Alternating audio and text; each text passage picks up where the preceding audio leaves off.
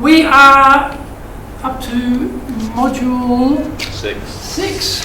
Yes. Managing hesitation, also known as handling of objections. You might remember we have the sales cycle as we move around. We're getting closer to the end now. Come on in. Where we get to confirming any problems and then closing it out. So we're getting to that end point now. So this is a very useful principle from Dale Carnegie for what we're doing. Show respect for the other person's opinion, never say you're wrong. Okay. And incredible as it may seem, some people want to argue with the customer. And the customer says something they don't like and they say that's wrong. Now this is an absolute guarantee to not make a sale. So we don't argue with people who have a different opinion, say, well, that's wrong, you're wrong, that's incorrect, unless it is actually factually incorrect, in which case you should correct it. Oh, your company went bankrupt last year. Factually incorrect, you should correct that. You don't say you're wrong, you say, I don't know where you got that information from, but that's actually not true. We've never been bankrupt, we're very sound financially. We don't have any issues in the financial area. So you don't say you're wrong, but you correct it if it's a factual inaccuracy.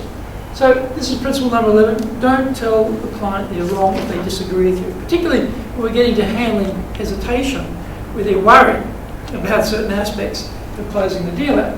You gain nothing from attacking your competition. You gain nothing. Don't talk about them. Why would you talk about them?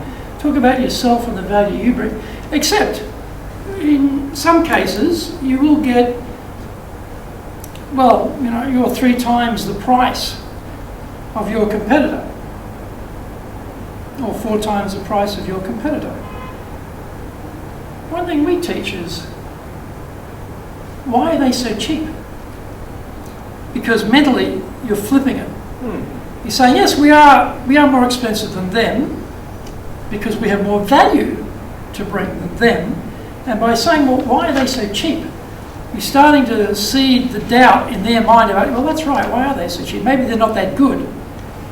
So that's one thing, not to criticise the competition, but just ask that question. Well, if they're a quarter of us, why are they so cheap? Ergo, it can't be very good. So that's one thing you might use. So we're going to, in this section, apply some techniques for how to negotiate with confidence. We're going to look for points of agreement, try and get the buyer resistance down a little bit. Strategies to overcome hesitations or objections, call it that word, and then try to prevent them before they come up. Okay, so these things we're going to look at today. And basically, if we go to, this is on page 6.2 in the manual, you see it's asking, what is negotiable? What is negotiable? There's some obvious ones. Terms of payment. Is it going to be spread out? Part payment? Balloon payment? Is it going to be a timing thing? We'll pay at the end of the month, or we'll pay it, halfway through the next month, or can we pay in the next financial year, or can we receive the services now and pay now? Or can we receive the payment now, but the services next financial year? Right? Some accounting doesn't allow that. Accrual accounting doesn't actually allow that, but some companies want that. Price, of course, and then we have things like flexibility. This could be around delivery, could be about location, it could be about a number of things. And then, trying to be creative when we get to that negotiating. What we're asking for here is think about, in your business, what are some of the things that are negotiable with your buyer? Apart from the things we've got here, what are some other things which are negotiable? All right, just think about that. Any questions on that before we start? We all good? Okay, think creatively. What are some things that are negotiable for you? All right, let's see. What are some things which would be negotiable for your business? What do you think? Give me an example. Placement in the magazine. Placement, yeah, okay. Yeah. What do you think? Another one, Ethan? Do you know what? I had time. Okay. So time in that is depending on the level of the client. It's a service level. Oh, okay. All right. So basically, if you're going to spend this much or invest this much, well then I'm going to be flexible with my time until we make sure it delivers. Okay. If you're only going to spend. So as part of the overall service package. Yeah, absolutely. Given that if you buy this much, then you can be assured of this much service. Service, exactly. All right. Yeah. Maybe the same package, like if you get an ad, we can get the web and video and all the channel packages. Okay, so multiple elements in the sale. So if you buy this, we could do a deal for you with this, this, and this as well. Or if you buy this, we might add this. Value added. Value added, yeah. For example, in our case, we sell programs, and you also get follow-up. So if you do our Dale Carnegie course, for example, you get 4 follow-ups a year, every year. And that's built in. If it's an in-house, then it might be a half day follow-up at a point in time. Agreed. So, okay, yeah. So they might do an ad in a physical magazine, then you throw in a banner ad to tie that together. Yeah. What else did you have? So this is with negotiating where simple things like listen carefully, but people misunderstand when you say listen carefully. They say, yeah, I listen. Well, do you really listen? Because often when we're hearing some element of the negotiation, we're thinking about what we're going to say. They say something, it triggers a thought in our mind, and then we immediately go into, well, I better remember to tell them this or that. And suddenly you're actually not really 100% listening. And sometimes we have that fear, if I don't jump in now and say it, I'll forget it, important item. It's a very nice practice to have your pen and paper there, and while you're listening to them, even if it's almost illegible, you just make a little note. So you don't have to recall it in the head to be able to bring it up later. What you want is to really be concentrating on what they're saying and get the full insight into what's behind what they're saying and what they are saying. So listen carefully sounds, oh yeah, of course we listen carefully. But we're not good listeners sometimes. In the negotiation part, if you do get a thought, don't stop listening. So you have to retain that thought. Just write it down. Then you don't have to worry about it and keep listening again. It might take you like 2 seconds. Just make a little note there, and then you can really give them your 100% attention, as opposed to you lose them for the next couple of minutes because you are concentrating on what you want to say.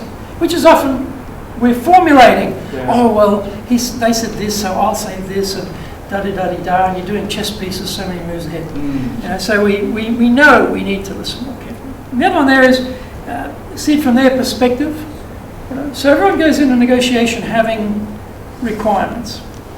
A hard thing for us, though, in sales is to know what their requirements are. Do they have some directive from headquarters about cutting costs? Do they have some competing project within the company from another division that's competing for the budget? Has there been a change of personnel that affects it? And often in our case, changing HR people can often impact on our business because the new person has a preferred supplier or they don't know us, and so all of these things can be going on in the background, right? So when it says here, see it from their perspective, well, you've got to understand what their perspective is, and hopefully when we did the questioning skills part around what's the current situation, the as is, where would they like the business to be, the should be, what's blocking them, what's the barrier, and then what's the end result, the payout. In that process, and looking at are they an executive buyer, user buyer, technical buyer, etc., financial buyer, and then what personality style are they expressive, driver, are they amiable, analytical, all of those overlay onto that person. You've built up, hopefully, quite a bit of understanding of who they are and their perspective, because you've had these conversations. So this understanding the perspective should not be a new thing. By the time you get to the negotiation part, then hopefully you've got some build-up there of understanding background of what's driving them, and things change too. Of course, you need to check. And then be confident. This is a funny thing, ums and ahs are bad at any time because it shows hesitation, it shows uncertainty. lack of clarity, and lacking in confidence. So ums and ahs generally aren't bad. When you're feeling a bit of stress around negotiating the price, those things tend to come out more. So you start umming and ahhing when you're talking price. It sounds weak. It doesn't sound like you're sold on the value of your proposition. You're actually undermining yourself just through the way you're speaking. And the voice too. The voice is very quiet and it's lots of ums and ahs. You've got to have some words in the sentence that are being punched harder than other words to give them more power. Right? So you can drive up the authority of what you're saying. So voice control, and no ums and ahs, voice control, clarity, timing, all of those things, they impact the image of confidence that you have that what you're offering is by far the best opportunity for this client to solve their problem. That's the objective. Okay? And then, of course, be prepared. You should know about the company situation. You should know about the situation in the market. You should know about what your competitors are doing. You should know issues around timing for them, budgets for them, all that sort of stuff before you get into the negotiation. You should also know on your own side what your situation is too, in terms of how far you can go. I mean, there's a thing called a BATNA. Have you heard of a BATNA? It's an acronym for Best Alternative to a Negotiated Agreement. It's your walk away, right? It's your best alternative to a negotiated agreement. Your best alternative to a negotiated agreement might be no deal. Okay. Yeah, and you need to know where's the point. Where's the point of absolutely. we don't go beyond that. What was that? Best Alternative to a negotiated agreement, BATNA. agreement. Okay. What's your BATNA? What's your go-to position if you can't negotiate? See, your BATNA might be just to hold the negotiations and do them later. You can't negotiate the agreement now, so you just hold the negotiations, put a freeze on it, and then come back next week or come back 2 days' time. Might be go away and get agreement from higher up in the organisation to come up with a creative solution. There could be any number of things to negotiating on the spot. Right? Your best alternative might be to walk away. Your best alternative might be to delay. Your best alternative might be to seek higher authority on both sides. Okay. And then, of course, don't be aggressive. Now, it's interesting too, a lot of salespeople are aggressive. They're pushy. They're pushy, especially that last little black dress in the boutique, you've got to grab this now. You'd be crazy not to grab this now because this is the last one, size, perfect for you, looks great, you better grab it now. If you don't grab it now, you'll be really regretting it. Push, right? It's quite aggressive. And generally speaking, it depends on your personality type. Drivers don't care. They're okay with that, but everyone else is not so great with it. So you've got to wind it back a little bit and just make sure you're not being too aggressive and pushing.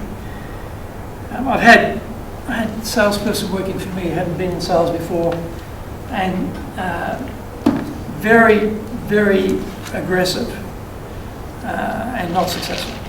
So, yeah, assertive means I have strong value in what I'm providing you, and I believe in it, and I think this is the best for you. Aggressive is a type of bullying, just pushing, just relentless pushing. My commission's riding on this, so I'm going to really push hard on this. The motivation is that kokoro gamai, that true intention starting point. What is your true intention? Is your true intention to get your big bonus, your big commission, or is your true intention to help the customer solve their problem? Depending on your starting point, if your starting point is my big bonus, my big commission, you're likely to become aggressive. If your starting point is true intention is help the customer, help the client, then it's more likely to be assertive in a positive way. Nothing wrong with assertion in a positive way. Okay. Don't make it a formal process. Often it can get into, especially in Japan, quite formal. They're on that side of the table, you're on this side of the table. They speak, you speak. Backward and forward. We try and make it more collegiate. Okay, we try and take some of that formality out of it, even to the point of not necessarily sitting on the opposite side of the table. Sit down next to them. Sit down on their side of the table next to them, so you're right next to each other. And then try that as an alternative, right, depending on the meeting room. Have you done that yourself with Yeah. the Japanese? How did they react? With Japanese, no, Japanese are too formal for that. Ah, They would just not understand that, Yeah, because in it's Japan, it's, formal, the guest sits in the deepest part of the room, oh, okay. you know, Yeah. and it's set. And who sits where, the most important person sits in the deepest part of the room, you know, it's all fixed. So, no, I'm talking about for Western. And they generally react like positive to when you've done that. Oh, well, you know, Westerners, yeah. Yeah. Just don't put your arm around me. Yeah. Yeah, I think that's probably a bit too informal. Again, we're looking for creative solutions, of course. And you mentioned quite a few of those in terms of combining things, you said before. Also, what is important to the customer? You know, sometimes we think its price is important, we think the cost is important, but often it may be other things are important. It might be the timing. You know, it may not be the price. It may be, can we get it done by this deadline? That timeline may be much more an important driver for them than actual pricing. Can we include this aspect? That aspect may not be very expensive add-on, but for them it may be very, very important that happens. You know, so understand what their drivers are. We think, oh, it's money. Not necessarily. Not necessarily. You know, like I've had clients say to me with the proposition, it's not about the money. Because it's not about the money. They recognise, you know, the money's there, it's been budgeted, it's about something else. You know, I've got one case where I've got a client, the budget's allocation is there, but one individual inside the company is blocking the start of the business. I've got my champion and then I've got a blocker, and it's not going anywhere. And there's not much I can do about it really, because I'm outside the company supporting my champion, but it's really my champion's going to have to drive that. You know, so these things happen. Yeah, negotiate details before price. Now, the reason being, okay, what do you think? Why wouldn't you go straight to money? Why would you go to other things before you go straight to money? See, if you go straight to price, that's a sort of a digital, a 1 or a 0 outcome, yes or no. If you're building up value, if you're building up momentum through agreeing other things, you've just got this one thing left to go, then, you know, most of the deal's probably done, but then you get to price. That's generally build positive momentum, build agreement, build trust, and then, you know, if you're showing enough value, then often the price is not the issue. Now, it can be an issue if they've got budget limitations, and there's not much they can do about it, and there's not much you can do about it, so it's just a matter of whether you accept their pricing or not. But if you're showing enough value, and they've got some room to move, then if you've negotiated everything else and they've agreed everything else, this last thing is the last one to get around, then often those things may just flow. Or there may be a real sticking point on the numbers, just purely from a financial point of view, because that's all they're allowed to spend, or this is all they've got left in the budget of this period of the year, or this is all they've been signed off on. And sometimes this is all that's been signed off on, but you've got to go back and get it re-signed. And they don't want to do that. You know, it means they've got to go to their boss and renegotiate the price. And people would rather have you negotiate the price down than they have to negotiate the price up. Yeah. Therefore, don't be afraid to push them to go and get it signed off. You know? If you give them enough value, you've got to give them the weaponry, though. You've got to give them the bullets to fire to go to their boss and request more money. But people, generally speaking, they don't want to do that, right? They're hesitant to do that, especially in Japan. How important do you think it is to build in wiggle room in like your pricing and your proposals, knowing that when you throw the anchor, you're probably going to have to negotiate somewhere? Oh, I think it's very important. I would never go in with my bottom line price as my starting point, especially in Japan, because often they will expect some degree of flexibility on your part on pricing. Having said that, though, for us, for example, we have public delivery, so there are set prices, published prices for that. So that's, and then we have, you know, a set rack rate, supposedly, I guess you'd call it in your business. We don't call it that, but it's a set number. That's the number. So there's no wiggle room on that except down, right? Now, if it's a customised program, then there might be. But often we're doing that based around time, and there's a set rate for that too. So in our case, we've sort of bracketed ourselves into fixed numbers, and we try to defend those numbers by showing the value. But if you've got something where there's a bit more flexibility, where, for example, in hotels, if you look at the rack rate for a room in a hotel, often it's massively expensive. No one ever pays that amount, so there's lots of wiggle room. They've built in a massively high number, and then they come off it. That's their margin. Manipulation, I suppose. That's why the walkway point is really important. Yeah. Well, see, walkway point. Yeah, you've got to know we're not doing it. And there are a couple of things to remember there. One is the financial impact of taking it on for a non-profitable price. The value. Versus the value. And it decreases the value of your brand. And now, suddenly your cost is here. That's why, for discounting, it does put you into a mental framework. Once you go down, it's very hard to go back up. So, you're better to try and stick with it as much as you can and add things to it than come down, because once you're down, you're down. That's now your price point is here. And, we will walk away. We will walk away because we have to think long term. We're a premium brand. We're a high value organisation. We've got the best in class of delivery. We've got the most experience. We've got everything going for us. Why would we devalue that? And now often people don't see the value because they don't know us. But our job as salespeople is to provide the value, provide that explanation. Right? Any other points you would add to this list of best practices from your side, things that you've found for negotiations that are very important? And this comes back to when we first meet the customer, building trust. When we go through the effort of asking questions, bringing insight to their business, asking questions to really understand their point of view, understand the drivers for them, understand where the value is that we'll provide.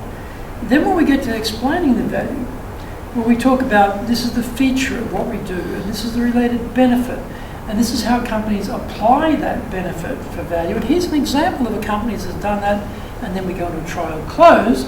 We've done all of that up to this point. Now we've done the trial close. This is after the trial close. This is where you're getting, but it sounds expensive, or I don't know if we can afford it in the budget, or you're starting to get some hesitancy. They're not, you do the trial close and they don't say, I'll take it. Done.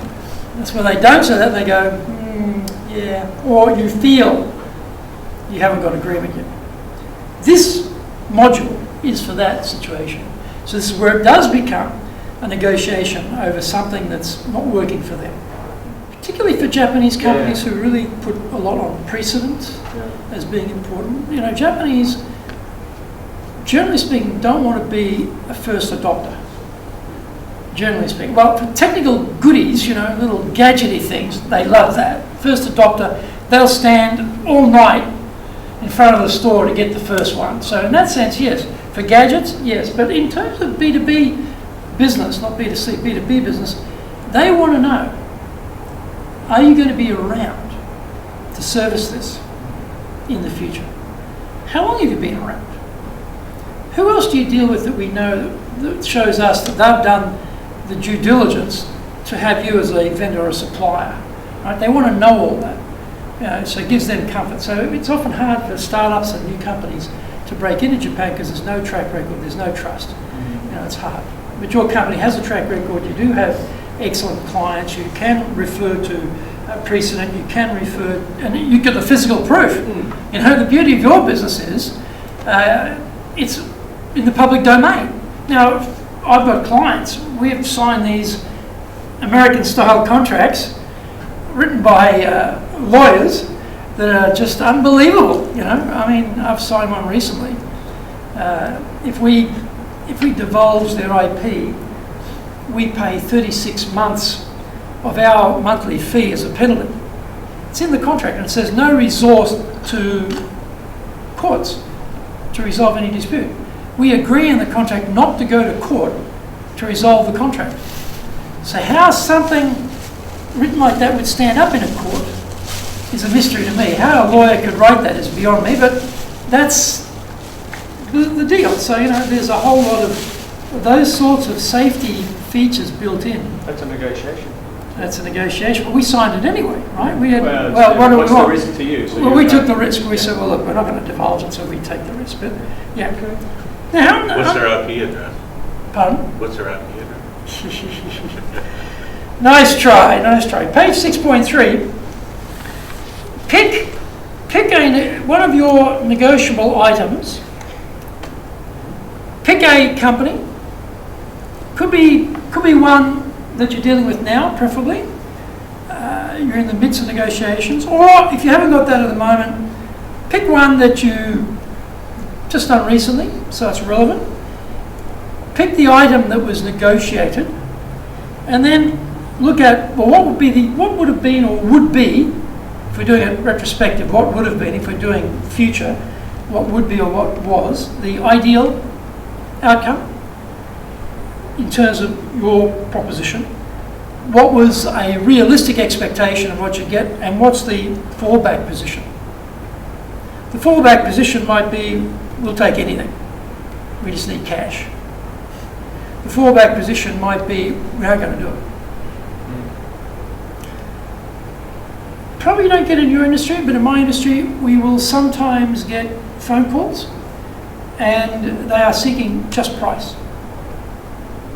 They say, well, we're too busy to meet with you. Just give us the price. I love that one. Right? And we refuse. We refuse. Unless you're prepared to meet with us, we're not giving you the price. Because what they're actually doing is, they're in their compliance regulations, it says you have to have 3 quotes. They already have decided the supplier. Now they're just ringing people like us and getting a number so they can say, well, here's the pricing. Boom, boom, boom, we chose that one. So our fallback position is get lost, basically. We're not going to negotiate. We're not even going to give you, we're not even going to talk to you. So, depending on the situation. So pick a few items. First on the left-hand column, just pick a few items, take a few minutes, pick a few items that are negotiable. Do that first, get those down. And then we'll come back and we'll fill out the rest. Any questions on that? We all good? Everyone good? Okay. Too many choices. Yeah. It's That's why I tend to like less choices. yeah, me too. 3 is a lot in terms of choice. Salespeople can often make the mistake of just pumping out this one or this one or this one or this one, and suddenly the clients just got overload, choice overload, then they're paralysed, they don't know what to do. Our job, understand what they need, understand what's best for them with what we can offer, and give them the best we can give them for what they need to have the most success, and price it accordingly. And then from that discussion point, you either go with it or you don't go with it. Yeah. A client, they started, and from the very beginning, because they'd actually signed on for a number of things from the very start, without even asking me, I gave them a discount on volume from the very start. I said, well, they're going to do it. Well, there's your volume. We never even discussed price. Never even discussed price. So, and the invoice says, here's a unit cost, and here's your volume discount, and this is your cost. We never discussed price. That client is worth $1 million in total. $1 million, one client. So, it depends. I recognise this is volume, so I automatically gave them a discount. So we never had to, and I chose what the discount was. I didn't haggle with them. I just said, this size of client, this size of volume, I think this is fair. And maybe I could have got another 5%, I don't know, maybe, I don't know. But they turned into being a $1 million client because of that. I'd like a few more of those. A lot more of those, maybe. We'll help you. Not a few. We'll be your advocates in the market. Yeah, well, that's exactly what I'm looking for. Do we have any other negotiable items here in this that you came up with? Anything else? Any other examples? So that's not really a negotiation in the sense. What we're talking about here is we've got to get an agreement. Yeah. What's the ideal I want? What's realistic? What I'll take, and then what's my fallback position? To try and the point here is you do this before you do the discussion. You don't walk into the meeting with some vague idea of what's going to happen. You've had the discussion. You know what they want. You know what they need. You know what you've got. You know what your pricing is. You're going in that discussion with it already mapped out. Here's what I think would be ideal. Probably we'll get to this. This is where I walk away. You have to have that decided beforehand. This is the point. This is the planning. Right? So Can I ask a question, actually? Yeah, go ahead. You walk away. What do you say to the client? So I'm sorry for the value that we provide. We cannot deliver at that price. We're obviously not a match for you. At some point in the future, when you've found that the lower quality, lower price solutions are not working, let's have a further discussion, because we know from our experience that the value that we provide is so great. In the long term, our pricing is very, very reasonable. I still do a little bit of wiggle room. I would have a bit of wiggle room. Because some people like to negotiate. They like to feel they've had a win. Right? So if you go in with your bottom line, then it's hard to have a win. In our case, we have our pricing. We negotiate the service. We reduce the level of service and maintain the pricing differential. Right? If the service supply goes down, then the actual price goes down because we're supplying less. But the actual unit price doesn't change. You with me? As opposed to, if we didn't have a published rate, we'd say, well, look, it's X, but in reality, it's really Y. But in our case, X is X. We're at X. You don't want to pay X, then you'll have to get X minus service supply to have a new price at Y. But it moves. It doesn't change the unit price, you see. But in this case, because you're going a different type of negotiation, you've got your rack rate, and he has said, well, that's just fantasy. You've got to be you're smoking something to have a rack rate at that price in this market. Forget that. So he's dismissed that straight away, right? Right. So your ceiling doesn't work. So what's the floor? Nobody knows what the floor is. I would have floor plus something. What are the things that you hear from clients when they hesitate about accepting your offer? And try and capture their exact words. Exact words might be, that sounds great, but it's outside our budget. It might be, you've got to be kidding me, that's a ridiculous price. You know, rack rate or something. Try and capture the exact words you've heard them use, right? That's on 6.4 there. Try and come up with some examples of things you've heard. What are the sort of most common ones you encounter? Okay, let's get a few of those down. This should be the easiest job for any salesperson doing sales training, right? Listing out all the hesitations from the client. There's truckloads of them, so let's get them out.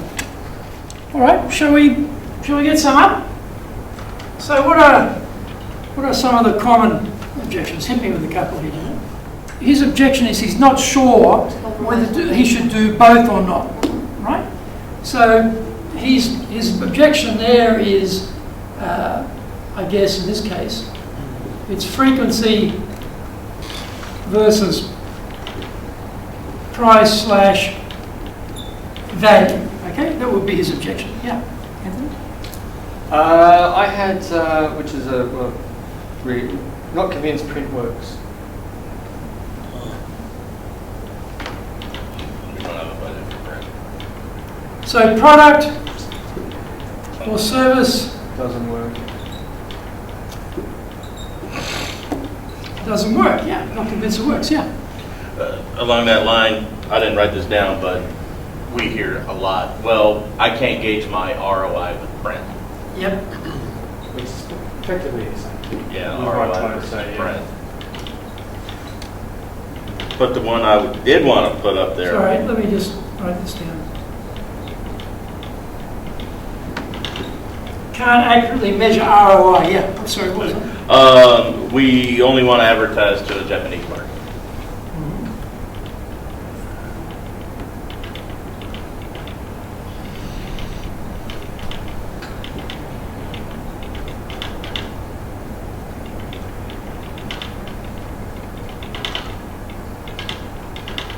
So your market coverage is not a fit, yeah. We are considering other avenues of platforms before we make a decision.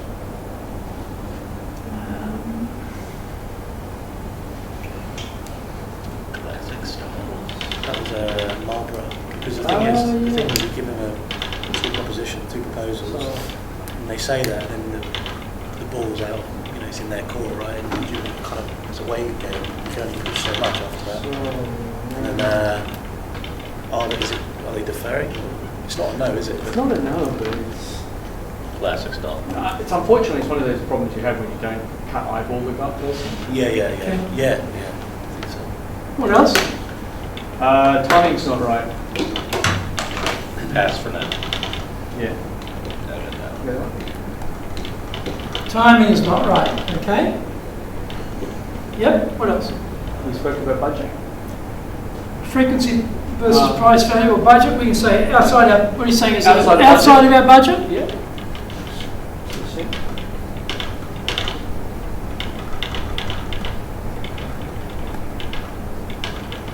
Yeah, what else? I don't know how to put it in terms, but it's about, I need to get a manager's approval. Like deferring. Yeah, so we were talking about this earlier, weren't we? Yeah. In that situation, would you say more so than not, you come back with a Need no? boss approval, yep, what else? Once it deferred and they come back saying, I'm sorry. What else we got? It's a pretty short list for you guys, I thought it'd be much longer than this. We decided to go with your competitor, or actually, we decided to go with Why? What was the, More times than not.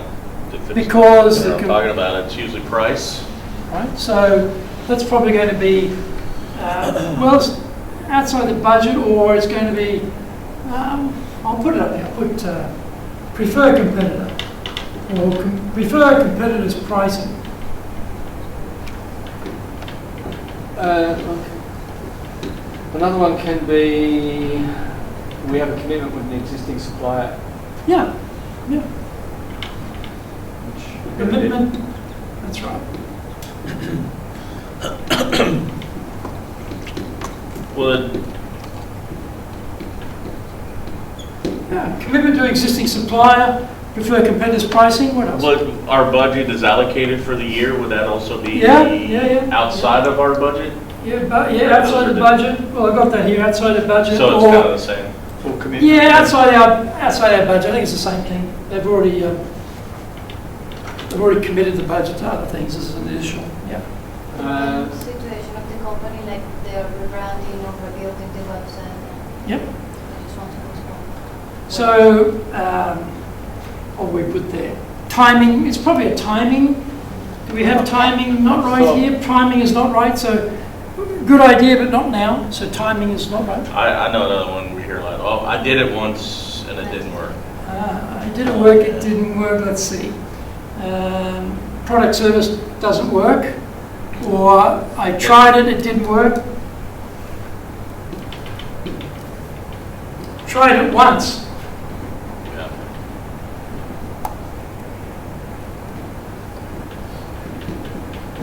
Budget's allocated. That's a killer. I tried it once, it didn't work, yeah. Budget's allocated.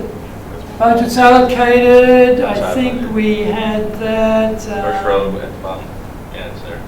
Outside of budget, or is, because it's saying it's Outside of budget is or- here. So if somebody's already allocated in a budget, they're in a financial year, and they've already allocated all their funds. That's what I just said, yeah. Is it? Yes, it does. basically. Oh, okay, so It's already So there. it's already. What about, this is unique to working here, is, we get objections, people don't want to work with us because of our staff turnover. Yes, I was just going to say that I didn't know if it's. Okay. I have met many of your staff. Why should I meet? Yeah, You could say we expand because I'm Forget the national. Well, we are expanding, actually. I know, but it's a bit disingenuous, isn't it? Like, it's not like This the sounds- previous guys. Also keep. I Who's was. still there? Yeah, well, Yeah, he's- That could be. So, you are unreliable or you are unstable. Yeah, the reliability issues. It often happens with Japanese companies. when I was in the trade business introducing goods and services from Australia to Japan, it often happened that the Japanese existing suppliers to the clients would say, oh, that company's financials are very bad, they won't be around much longer. They have no knowledge of the financials of that company, but doesn't stop them from going out in the market and saying they're going to go broke soon, they don't have any money, their financial position is precarious. You know, they are completely open to bad-mouthing a rival in that sense. That happens. What else? They don't have resources to handle the business, and they can't handle more business. Yeah. Right. That's a. Who'd like to have that problem? Yeah, we all would. Yeah. What else? We're on 6.4 there, and you see the term a cushion. Now, the idea of this is very unique. It's a very Dale Carnegie idea. Generally speaking, when most salespeople get one of those objections that you've just listed up there, they immediately respond, immediately react to what the client just said. You know, they hear it, and the distance between here and here is pretty short. So, bang, something goes off in the brain. They hear something goes off the brain, and bang, it comes out of their mouth. Rarely is your first response your best response. The cushion is to put a breaker between here and here so you can think before you speak, as opposed to just react, which is what most salespeople do, particularly at pushback. They get pushback, they get nervous, they become worried, you know, they become agitated, and they say things they shouldn't say. So a cushion, as you see here, should be something that doesn't agree or disagree with the hesitation that the client's listed. Now the first one here, you know, your price is much higher than I expected. The cushion, the example here is we hear that a lot. Now personally, I would never say that.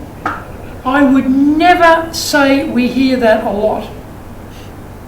Personally, I would just never say that. I would say something like, yeah, we hear that from time to time. Oh, we sometimes hear that. I've heard that before. Yeah, we sometimes hear that, you know. All you're doing there, though, is you're buying a couple of seconds, right? What you're trying to do is it's a breaker between what you're hearing and what your reaction is.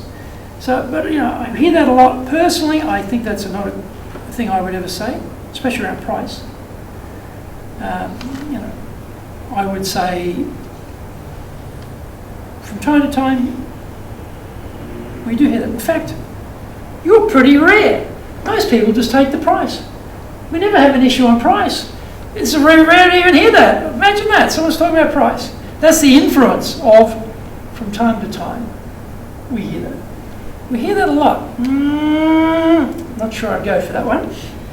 Anyway, another one, and you mentioned it here, I'm happy with my current provider. Again, that is often the case, or yes, that does come up sometimes. That does come up sometimes. Again, I would make it a bit more, like their objection is more rare. You know, like, imagine that. Everyone else is quite happy to step up to something new and better. What's wrong with you? Sticking with old stuck in the mud supplier now going nowhere. We've got the better gizmo here, we've got the better widget here. You should be getting this. That's the inference I would be trying to get across to the client by saying, you know, happy with the current provider? Yeah, from time to time I hear that, or yeah, occasionally that does come up. As if it's a very rare event. That would be my thinking. I don't think we're ready to make a change at this time. This is a common response, or again, timing is always important in business. Something very neutral. Timing is very important in business. You know? No one's going to argue with that. No one's going to say, no, it's not. You're not trying to get an argument here. You're trying to build some thinking time. And things like, the classic, I understand that is important to you. Those sort of cliche words are something we've got to try and delete from our vocabulary.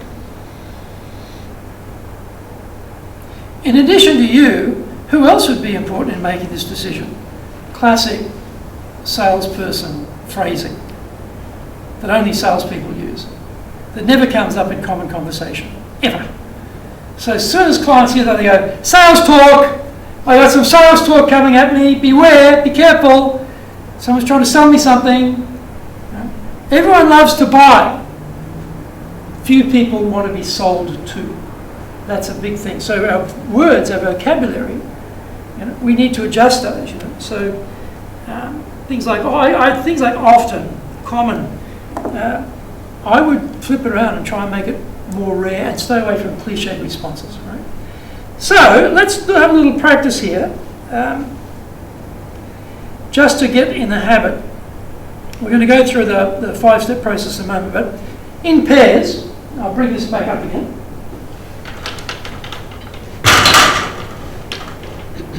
Just maybe a pair, and maybe you're a pair. Just pick one of those and give it to your partner, and then they come up with a cushion. All right? I'm not trying to answer it, we're just trying to practice coming up with a breaker between reacting to what we hear. All right? So they say, timing is not right. Well, timing is an important issue in business. Neutral statement. Neutral statement. That's all we want to do. Don't come out with, well, you really got to go now. That's a classic, right, salesperson. Timing is not right. You want to argue with them. Yes, it is. In fact, I need my commission this month. So from my point of view, the timing's perfect. Buy it today.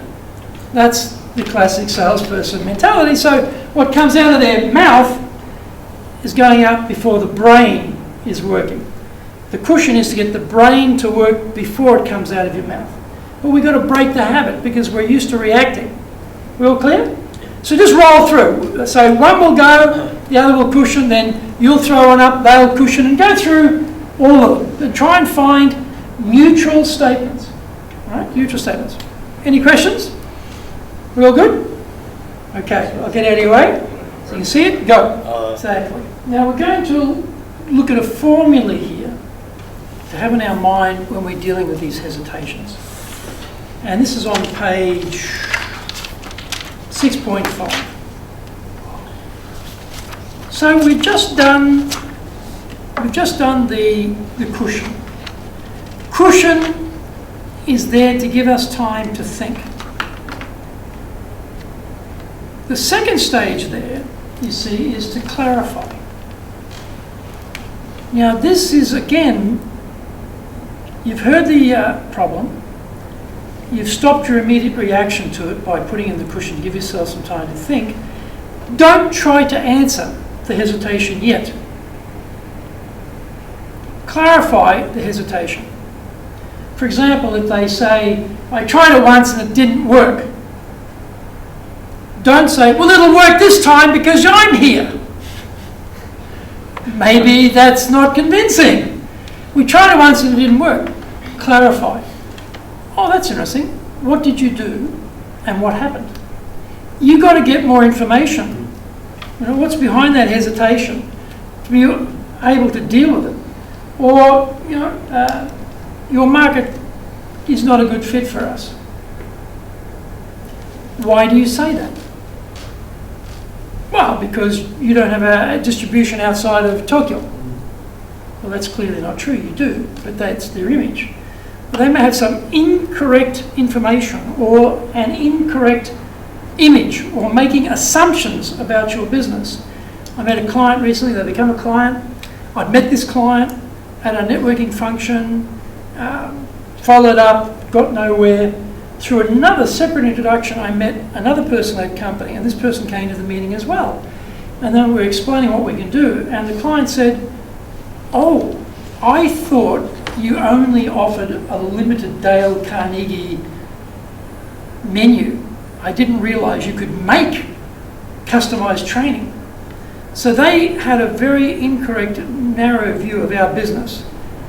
And he didn't pursue the business with me because of that narrow view. But when I got a chance to explain the full gamut of what we do, and now we're doing business with them, right? So the point there is, you've got to clarify dig in. Okay, we don't have the resources. That's interesting. Could you just explain a little bit about how you are resourced? How does that work? Get more information. Don't answer it. Hold off your answer to the end. Okay? Don't be in a big hurry to answer until you know what you're answering. Then this cross-check. Have you ever done this yourself? You're shopping. Someone approaches you, seeing if you want to buy something. And you say something like, I'm just browsing, I don't have time today, I'm not sure if that's my colour. You say something to get rid of them. Right? You give them an objection or hesitation to get rid of them. It's not really, I don't think you have my colour, I don't have enough money, is the real objection. But they don't want to say I'm poor. They don't want to say I've been a complete failure my whole life, that's why I'm so unsuccessful, that's why I can't afford your product or service because I'm hopeless.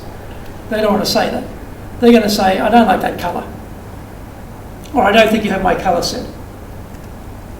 We've done it, haven't we? We've done ourselves as consumers. In B2B, business to business, same thing. People will not always tell you the hidden agenda initially. So you might hear the objection, you might cushion it, you might check why that's a problem. They might then tell you the answer, but then you just to go ahead and keep digging, because what they may have told you may be that iceberg example of you're only hearing what's above the waterline of the iceberg. The bigger objection is underneath the waterline. And until you address that objection, you will not get the sale, because that's the one that is dominant in the decision-making process. So we need to know what that is. Yes? Question. In terms of negotiation, particularly in this hesitation, people don't often want to give stuff away because it's a power issue. Exactly. So how do you counter that? Because the You thing ask is, questions. You ask questions and you don't give up. Yeah, See? yeah, absolutely. But there's a point. Yeah. There's a point of ridiculousness where you've got to stop, right? But you've got to be a little bit assertive. And they say, here's my objection, and you go cushion, clarify why that's a problem. They tell you why it's a problem, and then you say, apart from that, is there anything else that would be a cause for concern or hesitation? They give you something. Okay, so this one and this one, you've told me. Are there any more apart from that would worry? Well, then there's this one. Probably get 3. You're probably getting close. So apart from boom, boom, and boom, 1, 2, 3, would that basically cover all of your concerns? Yes or no? Or there's also X. Okay, now you've got 4. Of this, and this 1, 2, 3, 4 that you told me, which one would be the highest priority item to solve amongst these? Now you're looking for which is the really important problem to solve. You got told one thing, I don't think that colour is going to suit. As you dig in, you discover it's something else. A number of things. Which one? Once you can actually determine, as much as they'll tell you, the highest priority one, you forget the other 3. Forget the other 2, and you just answer that one single biggest item. Because usually, once you answer that biggest objection, biggest hesitation, all the others fall away. You don't even have to get to those. Just concentrate on the one. Right? So that's what you're looking for. Which one is it? Usually, it's not the first one you're told. What you're told and the real one are usually different. Usually. So then, this is where the cross-check, right? Then we get into reply, deny, or admit. Now,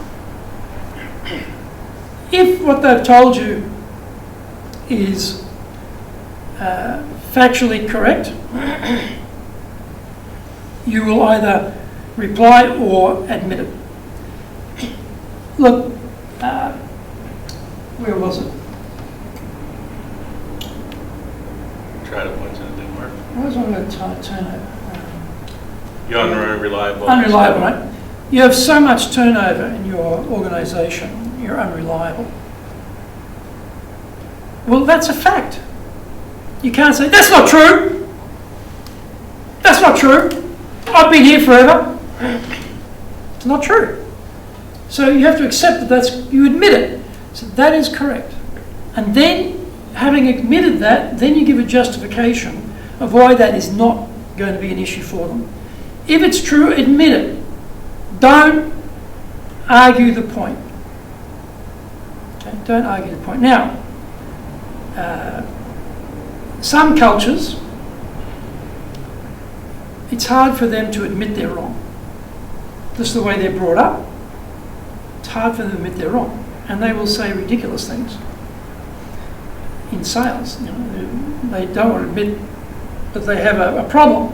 And then they try and wheedle their way through it, or, you know, ridiculous. Admit it, and then show justification why that's not going to be a blocker. Whoops. Or if it is factually incorrect, you know, your company went bankrupt. I had a sales meeting, big pharma company. The internal head of training saw us as a competitor. Did not want to, this is all in Japanese, did not want us to be involved. And, you know, we have a saying in English, killing you with faint praise. This guy was a genius of killing me with faint praise. It looked like he was positive, but he was just slicing. And at one point he said, oh, well, your company went bankrupt a couple of years ago. He said that just smooth as silk, like it was just, yeah, like it was fact. We can't allow that. You've got to stop it right there and say, sorry, did you just say we went back? That's incorrect. We've never been back. Never. I don't know where you got that information from, but it's totally wonderful. You can do any check you like. That is never going to be validated. That is an incorrect statement. We've never been bankrupt. Boom! You've got to kill that sort of incorrect statement right cold dead there, right? In a polite way, right? But you've got to kill it. Would that apply? If that's the objection, if that's what they say, if the client says that, the client says, well, your competitor can provide exactly what you're providing, and why would I change? Right? Right. In which case you say, well, which competitor are you talking about? Well, XYZ company. Well, I don't know who told you that they supply to the same extent that we do, but that's actually not correct. Their circulation is X and ours is Y, and these things can be fact-checked. So I don't know that that's actually a true statement. We have much bigger distribution. That's why you should be using us, not them. And you can do it in that way, right? So you're looking for what they've said is correct, or it's a complete falsehood. Then you can reverse it sometimes too. You know, if they said something like, let's see, we don't have the resources. Okay. You say that's why you should do it. You reverse it. We don't have the resources. That's why you should do this, because you're going to create extra business to be able to afford those resources. You'll be able to cover in the initial stage of what you want now, and then add resources to it and grow your business. That's why you should do this. So you take the objection and then you make that the sales point. Looks like it's a negative, you turn it into a positive. Got the idea? It's actually a question. And that's why you should use us, Exactly. because we will become your resource. We have got the capacity to deliver in a number of different areas that you need, and so once you give us the business, we'll run it. All you've got to do is coordinate it. So you can then take that objection and turn it around into a positive.